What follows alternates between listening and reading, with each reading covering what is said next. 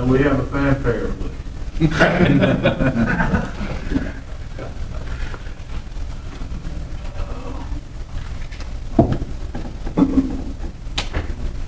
Good morning and welcome to the February 12th, 2021 Environmental Management Commission meeting. We have a quorum present. And our first agenda item is to consider the minutes from the meeting of December 11th, 2020.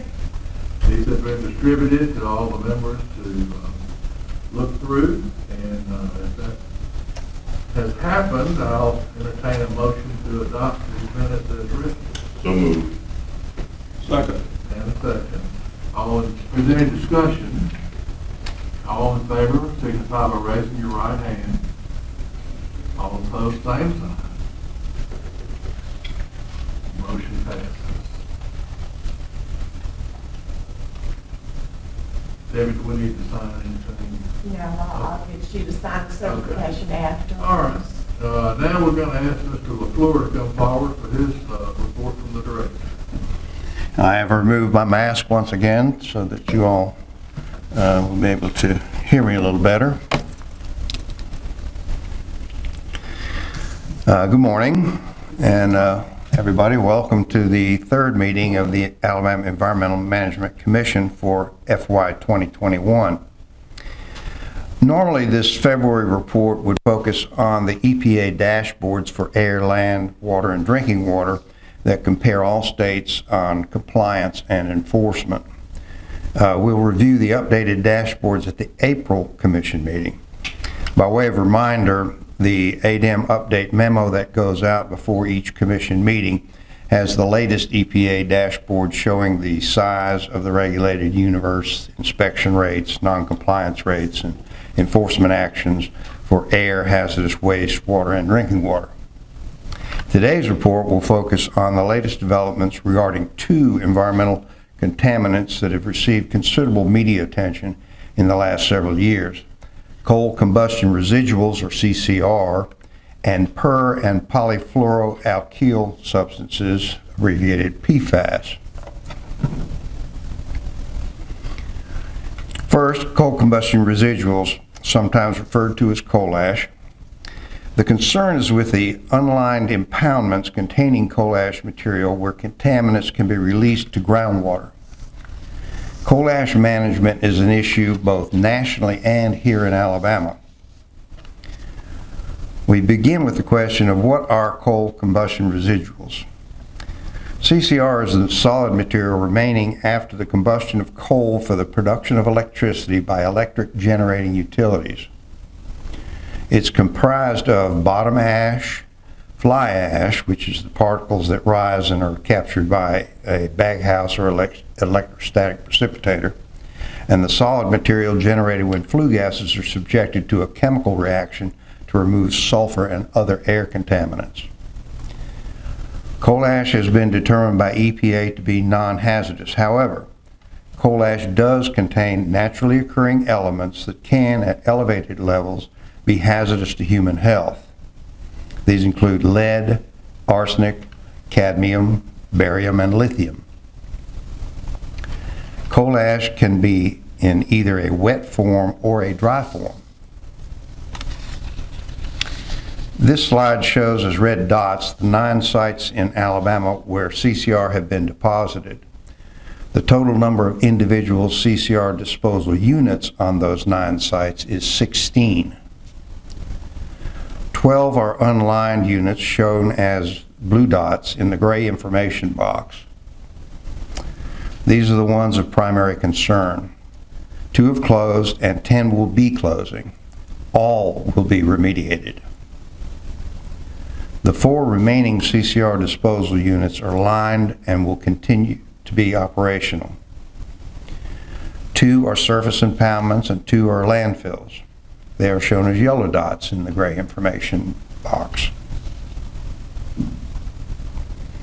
At each site where utilities generate electricity, there may be 1 or more electric generating unit, or EGU.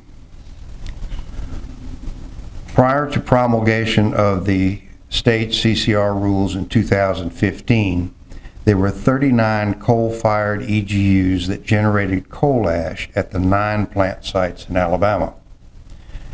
34 of those coal-fired EGUs were generating coal ash that was sluiced or transported via water to surface impoundments. Currently, there are only 7 coal-fired EG units statewide generating coal ash. All are using dry handling, so the practice of wet handling has stopped. All dry coal ash currently generated is stored in lined units or is being recycled. On the non-coal-fired side, prior to the CCR rules in 2015, only 8 natural gas EGUs in Alabama had replaced coal-fired units. As of today, 18 natural gas EGUs operating in Alabama have replaced coal-fired units, with 1 more under development. Replacing the wet coal ash handling coal-fired EGUs with those burning natural gas or with alternate energy sources means there is little chance of new groundwater impacts from CCR generation in Alabama. Next, the status of state CCR permitting. As of today, the department has issued final permits for the closure of unlined CCR surface impoundments at 3 of the 9 sites. Each of these sites has a single unlined surface impoundment. The closure plans meet the federal and state requirements for closure in place, and the permits incorporate that provision. 2 additional draft permits will be going out on notice for public comment next week and are anticipated to be final by mid-year. Draft permits for the remaining plant sites are being developed and anticipated to be out for public comment by the middle of this year, with final permits before year end.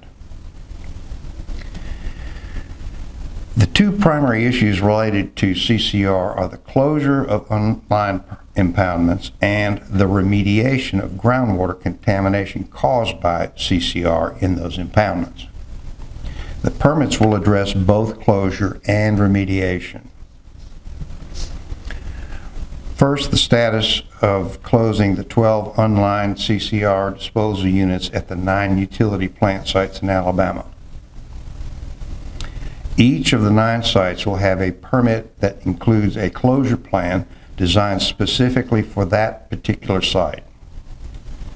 Initial steps towards closure of the unlined surface impoundments at all sites is now underway, despite some sites still having not yet completed the permitting process. Dewatering the impoundments is the first phase of closure, regardless of what method of closure is utilized. Permits to allow dewatering will be in place at all but 1 plant site by mid-year. Dewatering has commenced or been completed at 6 of the 9 utility plant sites. And dewatering will take several years to complete. ADEM will monitor closure progress for compliance with CCR permit requirements. Moving on to the second CCR issue, groundwater remediation. Groundwater remediation plans are in development through an iterative process similar to that used to develop closure plans. When final, the remediation plans will be incorporated into each CCR permit. The process begins with a groundwater monitoring plan. The impacted groundwater is sampled and assessed to determine the level of contamination that exists above normal background. The boundary of the contamination is also determined. Sampling is underway at all 9 plant sites. ADEM has approved groundwater monitoring plans at the 3 plant sites where permits have been issued. The assessment of possible corrective measures, the next step in remediation, is at varying stages at each of the sites, but none is yet complete. The proposed remedy will be selected from the available corrective measures options subject to ADEM approval. The remediation plans will be subject to formal public comment period before becoming final and integrated into the CCR permits. We anticipate going out for public comment on the remediation plans for all sites before year end. ADEM will monitor groundwater remediation progress, and if necessary, plans will be adjusted during implementation to achieve regulatory cleanup standards. In order to obtain state authority over the regulation of coal ash and expand on the federal CCR rule, the department adopted a state CCR rule. Although the process of closing unlined impoundments and remediating contaminated groundwater is underway, the federal and state CCR rules under which they will be taking place are evolving. Our state CCR rules, adopted in 2018 and updated in 2020, were patterned after the federal CCR rules. As updates to the federal CCR rules become final, once the state CCR program is determined to be at least as protective as the federal CCR program, EPA will approve those portions of the state CCR rules. Upon approval by EPA, Alabama will have authority to operate the state CCR program in lieu of the federal program. Until EPA approves the ADEM CCR rules, CCR generators are required to comply with both state and federal CCR rules. Information on CCR rules, permitting, closure and remediation progress, and a CCR tutorial video are available on our website by selecting the blue CCR update icon near the bottom middle of our homepage. The second environmental contaminant being addressed in today's report is also an issue throughout the nation and here in Alabama. It involves per- and polyfluoroalkyl substances, abbreviated PFAS. After providing some background and the concerns related to PFAS, today's report will summarize what federal actions and what state actions are underway to address this issue. We begin with some background and concerns related to PFAS. This family of chemicals has been produced and used since the 1940s. There are at least 5,000 chemical compounds in this family.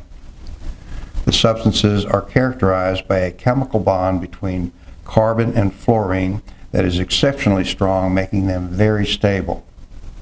The stability and other characteristics make them useful as firefighting foams, oil and moisture resistant food packaging, clothing fire retardants, high temperature sealants and gasket materials, and many other applications used by the public every day.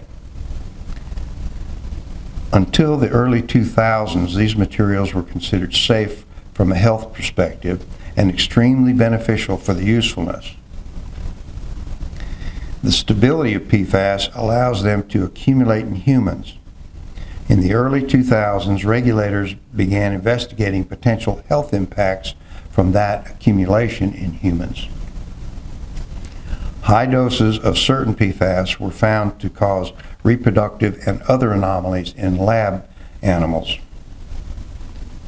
In 2009, EPA developed provisional lifetime exposure health advisories for two PFAS compounds, PFOA and PFOS, in drinking water. In 2016, a new lifetime health advisory level was established that was lower than the provisional levels by a factor of 8.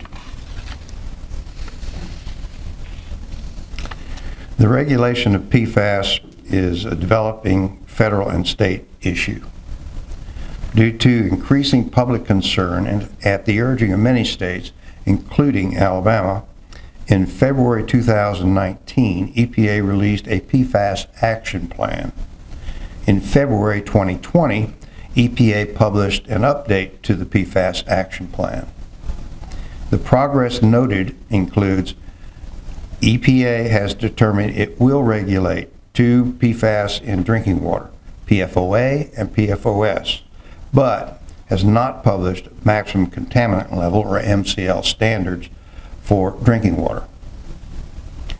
EPA has developed and validated new testing methods for analyzing PFAS at the very low concentrations thought to affect human health.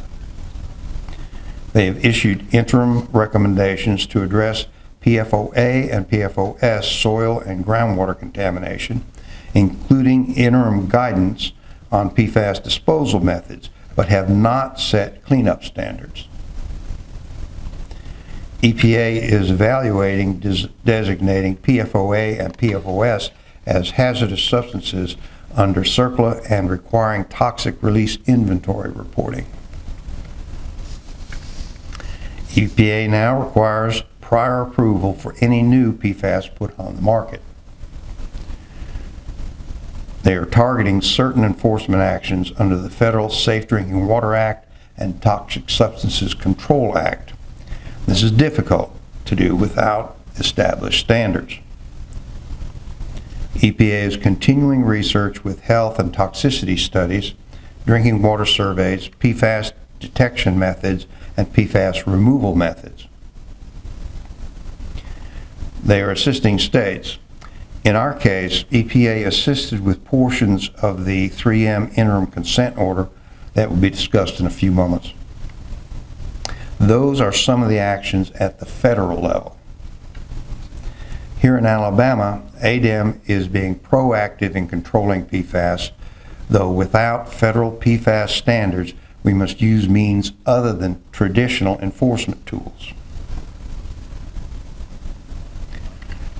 Although no PFAS drinking water standards, discharge limits, or cleanup standards exist, the department has nevertheless undertaken a number of initiatives to address PFAS issue in Alabama. ADEM has required all public drinking water systems in Alabama to test for the presence of a panel of PFAS compounds in finished drinking water. All public drinking water systems where PFOA and PFOS concentrations in the finished drinking water at or above the lifetime exposure health advisory level have been detected are required to report that information to their customers. As of today, 3 of the 579 public drinking water systems in Alabama have had monitored values above the 70 parts per trillion advisory level, and all 3 have installed PFAS removal technology. We are undertaking in-stream monitoring for selected watercourses where there is an increased likelihood of PFAS being present. Included are the Tennessee River near the 3M PFAS manufacturing plant, the Coosa River downstream from carpet manufacturing facilities in Georgia. This is being done in cooperation with the EPA since it's an interstate matter. We will be doing in-stream monitoring of raw drinking water sources near drinking water systems with elevated PFAS levels in finished drinking water. And ADEM will be monitoring watercourses near Department of Defense and other facilities engaged in firefighting training. Monitoring results will dictate additional actions. In Alabama, one manufacturer previously produced PFOA and PFOS, the 2 PFAS of most concern. It is the 3M Corporation facility located on the Tennessee River near Decatur. Although there is no enforceable environmental standards for PFAS, we have entered into a significant enforcement order to control PFAS from that facility. The 3M Corporation and ADEM entered into an interim consent order in July 2020. The order builds on successful past PFAS reduction and control initiatives going back to 2009.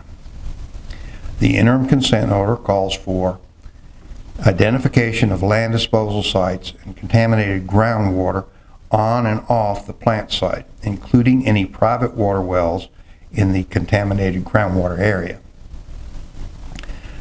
Also, remediation of contaminated sites with site-specific methodologies that may include pump and treat, encapsulation, and institutional controls. The order calls for developing and implementing PFAS control technologies, including granular activated carbon beds, wastewater minimization, closed loop systems, enhanced O&M procedures, and others to reduce releases. Regular monitoring and reporting of total soluble fluoride concentrations at the plant river water intake, at the wastewater treatment plant, at all stormwater and process water outfalls, and at air emission point sources. Measuring soluble organic fluoride covers all per and polyfluoroalkyl substances rather than just the dozen or so being studied by EPA currently. The order requires health studies, including toxicity determination and evaluation of the fate and transport of PFAS in the environment. EPA's Office of Research and Development will assist with the studies. These studies will advance nationwide efforts to better understand the health impacts of the PFAS family of compounds. I can report that all deliverables required of 3M thus far under the interim consent order have been provided timely to ADEM. Prompt detailed review by ADEM is taking place as the scheduled deliveries are received. All this information is available on the ADEM website. The order provides for significant predetermined or stipulated penalties for 3M's failure to meet deadlines or other non-compliance with the interim consent order. The interim consent order will be updated as needed, in particular when EPA develops PFAS standards. The Alabama Public Drinking Water PFAS testing results, a link to the EPA PFAS action plan, and a PFAS tutorial video are available on the ADEM website homepage by selecting the red PFAS update icon. Information on the 3M interim consent order progress is available on the ADEM website by selecting e-file icon and entering 3M company under the facility.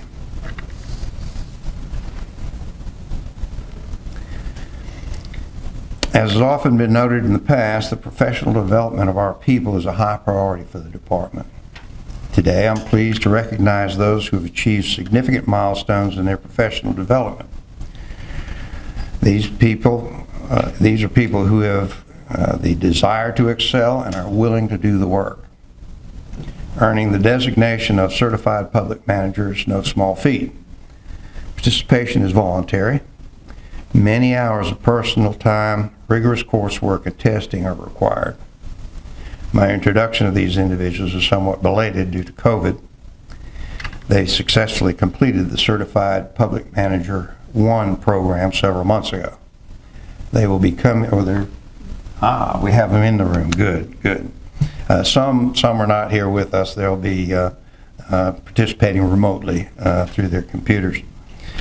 Since they will be masked and unavailable in person, I'll show their photos on the screen as I introduce them. In our air division, Jennifer Young-Peter, she is with us remotely. From our land division, Jared Kelly, also remote. Joe Kelly, no relation, also remote. Lynn Roper, where are you, Lynn? There she is in the back, raising her hand. From our water division, Blake Pruitt, she is with us remotely. And then in person, I think, Donna Adams. Donna, from our field operations division. Pam Valentine, Pam, from our field operations division. And Ashley Lockwood from field operations. We have from our Office of Environmental Quality, Sharon Moses, who is with us remotely. Also remote, Carrie Blanton in our legal Office of General Counsel. Todd Carter, who is, I think, out doing some legal actions.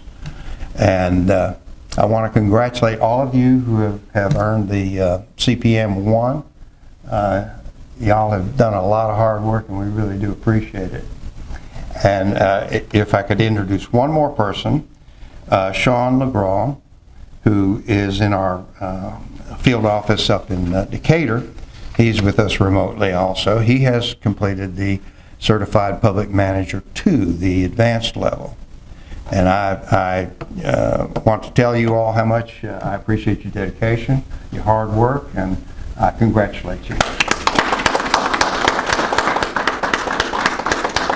Thank you for being here. With that, that concludes today's report. I'll be happy to answer any questions. Questions?